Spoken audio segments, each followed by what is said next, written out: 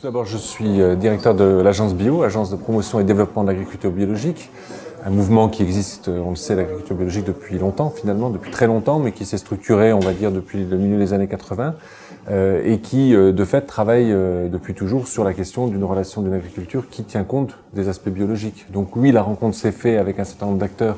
de l'agriculture des sols vivants, l'agriculture du vivant, et on a évidemment fait des liens à la fois entre les acteurs qui dirigent ou qui animent ces mouvements au niveau national, mais surtout et avant tout parce que sur le terrain, les agriculteurs qui sont impliqués dans l'un et dans l'autre mouvement se retrouvent évidemment sur les mêmes problématiques. À chaque fois qu'on veut faire évoluer un modèle agricole, on se pose la question de l'alimentation. Et d'ailleurs, on devrait même plutôt se la poser dans l'autre sens, c'est que dans certains cas, c'est notre modèle d'alimentation qui a amené à faire une agriculture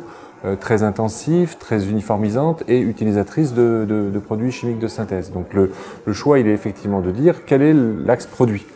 Donc concrètement, ça veut dire quoi? Ça veut dire que quand on fabrique, quand on fait évoluer son modèle agricole, quand on redonne des sols couverts, quand on va travailler, y compris sur l'aspect aussi de l'eau, parce qu'on parle des sols, mais il y a tout l'aspect eau, il y a l'aspect climat,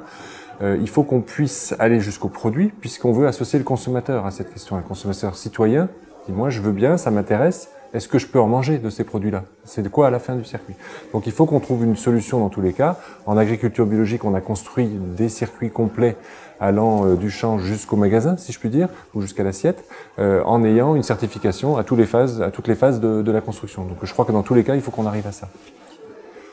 Alors évidemment, l'intervention conclusive de Thierry Marx, parce que justement, on est sur la question du produit, donc de dire finalement comment on va associer tout le monde, et en plus, on a eu la chance de bénéficier de questions de la salle qui l'ont amené à intervenir sur ces sujets de prédilection, c'est-à-dire le travail avec un certain nombre de populations dont le point commun, parce que c'est toujours difficile de classifier des gens, mais le point commun que j'ai retenu, c'est des gens pour lesquels la question de l'éducation à l'alimentation et à la culture agricole et alimentaire est très faible, et donc à qui il faut apporter des éléments en étant le plus ouvert possible, c'est-à-dire qu'il faut que ces gens-là n'aient pas l'impression qu'une alimentation de qualité est réservée aux autres,